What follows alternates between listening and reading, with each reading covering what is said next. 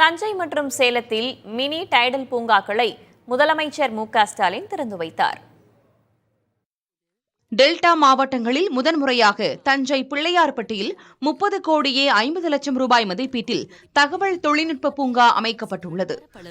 தரைதளம் மற்றும் 3 தளங்களுடன் கட்டப்பட்டுள்ள mini tidal பூங்காவும் மற்றும் இதேபோன்று சேலம் மாவட்டம் ஆனைக்கவுண்டன்பட்டி கருப்பூரில் 29 கோடியே 50 லட்சம் ரூபாய் மதிப்பீட்டில் மினி டைடல் பார்க் அமைந்துள்ளது.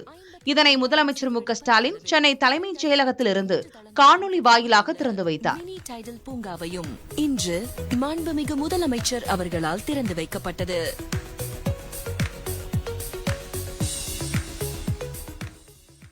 தொழில் முதலீட்டு ஊக்குவிப்பு மற்றும் வர்த்தகத்துறை சார்பில் திறக்கப்பட்டுள்ள இந்த மினி டைடல் பூங்காக்கள் மூலம் தலா 500 நபர்கள் என 1000 நபர்களுக்கு வேலைவாய்ப்பு கிடைக்கும்.